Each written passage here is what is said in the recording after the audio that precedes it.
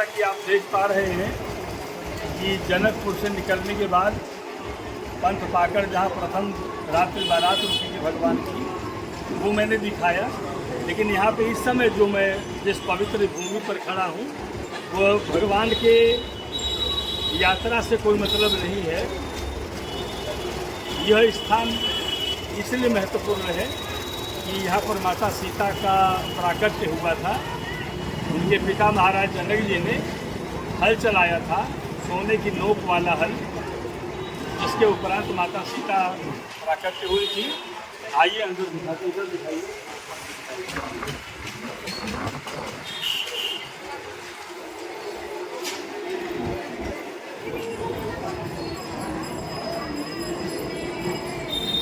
ये फूल माला की दुकानें दिखा दीजिए।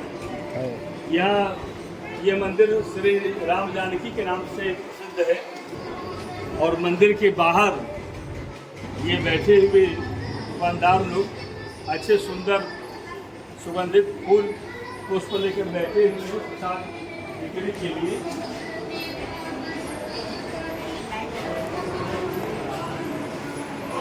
और जैसे ही हम लोग प्रवेश करते हैं, काफ़ी बढ़िया बनाया गया है। और इधर से दिखाइए यहाँ से।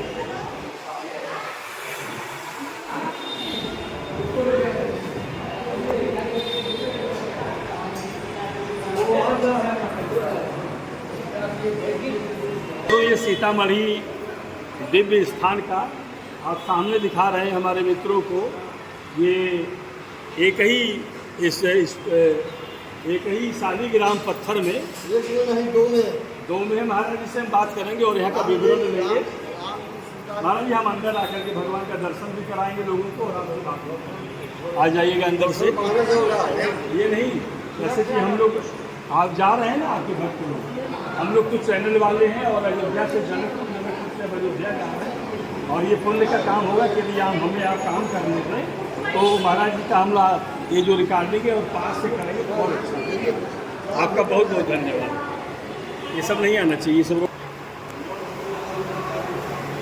हमारे मित्रों को ये सीतामढ़ी जैसे दिव्य स्थान में स्थापित, देखिए साक्षात सजीव रूप में दिखाई पड़ रही माता जानकी, श्री राम जी और लक्ष्मण जी की मूर्ति को दिखाइएगा। कहा जाता है कि यहाँ सीता माँ भूमि से प्रकट हुई थी। सीता का अर्थ हल का वह भाग होता है जो पृथ्वी को चीरता और चलता है।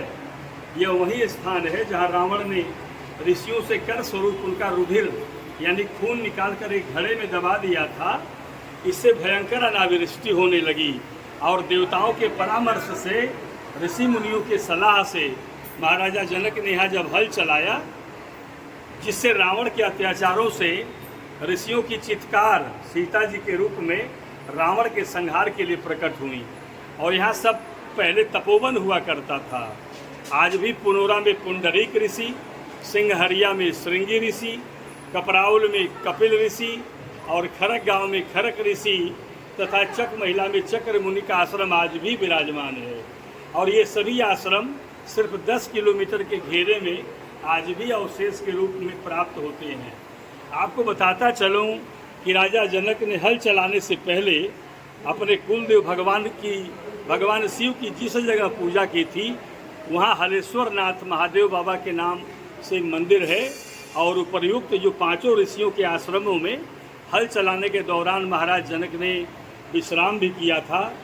और यही बिहार में सीतामढ़ी नामक स्थान है जहाँ पर सीता मैया का जन्म माना जाता है।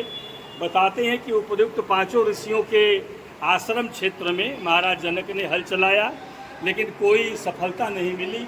लेकिन अचानक से उनका हल गिर पड़ा और जब महाराज जनक ने हल की मुठिया पकड़ करके हल को उठाया तो ठीक उसी स्थान पर माता सीता जी प्रकट हो गई। और एक बार फिर से दिखाइए उस पवित्र और उस महान भूमि को जहाँ पर सीतामढ़ी में माता सीता जी प्रकट हुई।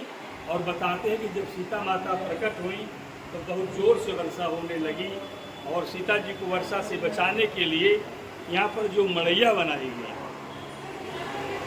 जोर से बारिश के दौरान माता सीता को वर्षा से बचाने के लिए जो मड़ैया बनाई गई उसी का नाम सीतामढ़ी पड़ गया। और अब तो यह बिहार जनपद, बिहार का शानदार जिला है।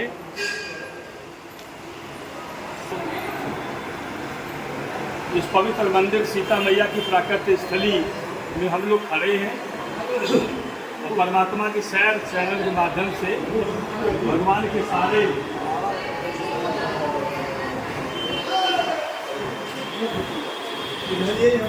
समय हम मुख्य पुजारी महाराज के पास खड़े हैं। महाराज जी शुभ नाम? महाराज जी का नाम त्रिलोकी दास है। और महाराज जी हमें सीतामढ़ी में इतनी महान भूमि, इतनी पवित्र भूमि के बारे में आपको बताएंगे, जिससे कि हमारे दर्शकों को जानकारी हो सके सीतामढ़ी में मैया के प्राकृतिक स्थल की महत्व और महत्ता के बारे में। ज़्यादा समय आपको नहीं लगे, 2 लाइन में बता दें। विष्णु बृहद पुराण में, हाँ जी, विष्णु बृहद पुराण में यह प्रमाण लिखित है। काम सीता गते जाता, सीता जनक नंदनी, तां च सीता मही वंदे, सर्व पाप प्रणाम। इसका भावार्थ हुआ, जनक जी के हल जोतने के द्वारा हल जब चला रहे थे, हल के टीप से हरा स्पर्श किया और हरा जब टूटा और उसमें जगदम्बा जैसे प्रकट हुई। जगदम्बा का कहानी है कि उनको जैसे कि वहाँ के संत समाज जो है खून जो है कर के रूप में खून एकत्रित करता था और उस खून जो है घड़ा में जैसे रखता था। उसमें से आकाशवाणी हुआ, यही घड़ा तुमको एक रोज सर्वनाश का कारण बनेगा। संघर्ष की एक सभा का आयोजन किया, जिसमें हर जगह के विद्वान समाज देवता उपस्थित, जिसमें रावण और क्या कहते हैं, रावण भी उपस्थित थे और राजा दशरथ जी भी उपस्थित थे। और यह कि सभी के बीच में शास्त्रार्थ रावण में और ऋषियों में जनक जी में शास्त्रार्थ रावण और मेन शास्त्रार्थ हुआ रावण में, विदेह राज जनक जी 7 दिन 7 रात तक शास्त्रार्थ चलता ही रहा, जिसमें जनक जी पराजित हुए। जनक जी जैसे हार गए, तो उसी द्वेष से, उसी ईर्ष्या से उन्होंने जो ध्वज खून जो बदल किया था, ला करके मिथिला विराज में एक गड्ढा में गाड़ मिथिला सर्वनाश हो जाए। मिथिला का है वो, अब मिथिला पति का है सर्वनाश हो जाए, तो देव के देव विराज मानोगे। तो में जो है से रावण राक्षस राजा रावण जो है, भगवान राम जो है उसको बांध से जो है यार लीला जो है जो अनुभव है उनको हुआ जो इस प्रकार जो है जो खून से सीता का प्रादुर्भाव है, जन्म है, प्रागट्य है, वो जो है तो उसका वध कर करके अपने धाम जो है त्रिकाल जाता था। रावण साधारण विद्वान नहीं, त्रिकाल गया तीनों काल को बैठा हुआ था, आगे पीछे इधर बोल, अरे क्या अब क्या होगा, अब क्या होगा, अब क्या होगा, सारा वृत्तांत पता था। महाराज जी ने रावण की चर्चा की है, तो अभी मुझे एक बात याद आ गई कि रावण इतना बली था, इतना बली था कि जो नवग्रह हैं वो नवग्रह रावण के रसोई में सब्जी काटने का काम किया करते थे। मतलब इतना वो झुका के रखता था। और यहाँ पे दिखाइए मंदिर के मुख्य द्वार पे देखिए, ये गर्भगृह का जो द्वार है सामने देखिए, चांदी का चौखट है और चांदी ये देखिए ये दरवाजे लगे हुए हैं ये सामने, और रजत द्वार है। और माता जी का जो ये भवन सामने बना हुआ है ये सब कुछ चांदी का रजत है। और सामने उनका जो स्थान दिया गया है सिंहासन रूप में, और उसके ऊपर उनकी जो छत्र छाया सिंहासन के ऊपर है वो सब के सब रजत से बने हुए हैं। और उन 3 प्रमुख मूर्तियों के नीचे मुझे लगता है कि माता सीता जी के साथ में ऊपर में भी राम जी सीता जी लक्ष्मण जी भी है। हाँ। नीचे भी सीता राम लक्ष्मण सीता यही। अच्छा, नीचे भी राम जानकी जी ही विराजमान है। और माता जी को एक बार फिर से दिव्य तरीके से दिखा दीजिए। तो मूर्ति वही है जो हाँ, शालिग्राम शिला दिखा दीजिए। पत्थर के रख रखाव में काफ़ी ध्यान रखा गया है। और ये सामने देखिए माता सरस्वती की प्रतिमा है, दिखाइए माता सरस्वती की प्रतिमा। और उसके बाद इधर दिखाइएगा माता लक्ष्मी और भगवान विष्णु की प्रतिमा है, इनका शुभ दर्शन करें। और ये हमारे श्री राधा कृष्ण जी की प्रतिमा है, शुभ दर्शन किया जाए।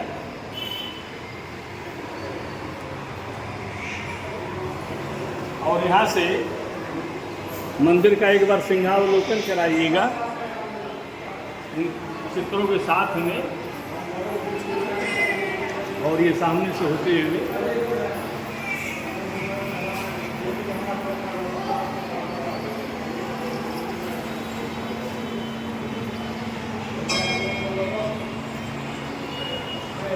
और ये सामने मंदिर का दृश्य एक बार फिर।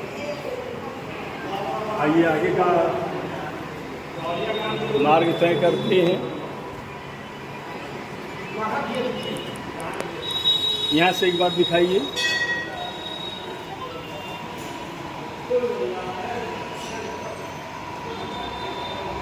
और इन मनमोहक चित्रों को तो देखते ही बनता है। और थोड़ा जूम करके महाराज जी को दिखा दीजिए। और इसके बाद आइए नीलकंठ महादेव जी के पास सामने।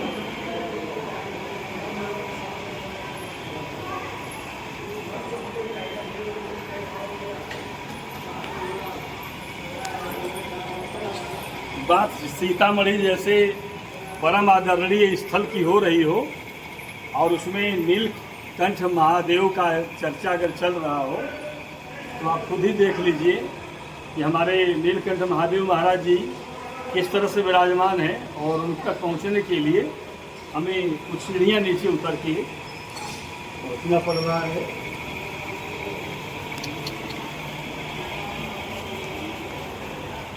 ये देखिए यहाँ पर नंदी महाराज के सींग पर भी रजत सुशोभित है। और ये है भगवान महादेव, इनके अर्घे का दर्शन कराइए।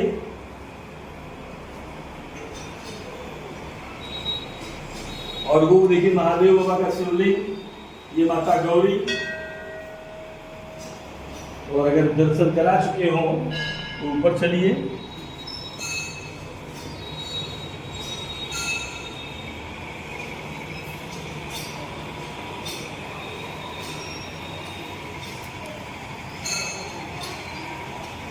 ले लीजिए ले लीजिए। ये श्री राम जानकी के मुख्य मंदिर का गुंबद है, जिनके ऊपर भगवान की ध्वजा लहरा रही है। ध्वजाएं तो ढेर सारी लहरा रही हैं।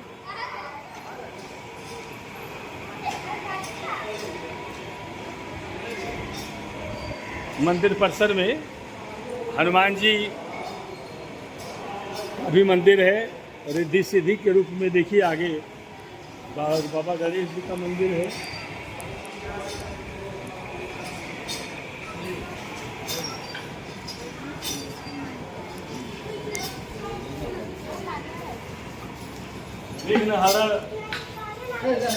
विघ्न हरण मंगल करण काटत सकल कलेश। सबसे पहले सुमरिए गौरी पुत्र गणेश। ओम गंग गणपतये नमः। भगवान गणेश जी की मूर्ति का शुभ दर्शन सबको करा चुके हो तो आप वापस लौटे।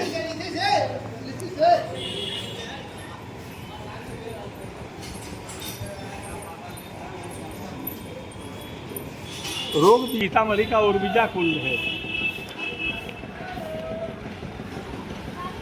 और भक्त लोग जब भी सीतामढ़ी आते हैं माता जानकी श्री राम का दर्शन करने, उनके प्राकट्य स्थल की आराधना करने, तो इस कुंड का दर्शन जरूर करते हैं।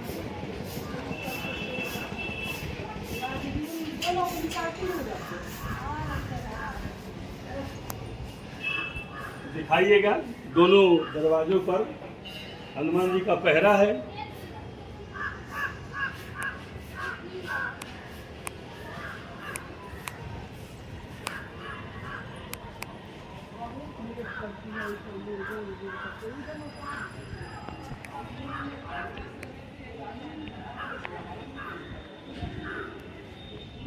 और उर्विजा कुंड को जिस तरह सजाया गया है, थोड़ा सामने का हिस्सा दिखा दीजिए, थोड़ा सामने का हिस्सा दिखाइए और दाहिने तरफ घूम करके इस सरोवर का नज़ारा दिखाइए और उन दीवारों पर लगे हुई चित्रकारियों का दर्शन कराइए। और इस सरोवर को बहुत सुंदर तरीके से बनाया गया है। आप देख सकते हैं कि उस सरोवर में बनी हुई सीढ़ियां हैं और सीढ़ियों के ऊपर चढ़ करके तो थोड़ा सा दिखाइएगा, वो बरामदे जैसा बनाया गया और उन पर जगह जगह बैठने का स्थान रखा गया है। यहाँ आने वाले भक्तों को किसी तरह की सुविधा न हो। और ये उर्विजा कुंड है। माता सीता के प्राकट्य स्थल का जो मूल भूमि है वो यही है। यहाँ आप देख सकते हैं, बहुत शानदार तरीके से दिखाइएगा। इधर से आकर के दिखाइएगा। ये महाराज जी जनक हैं।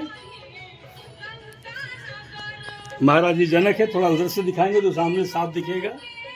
और ये महाराज जी जनक हैं और महाराज जी जनक के हाथ में ये देखिए आपकी हल की मूठ है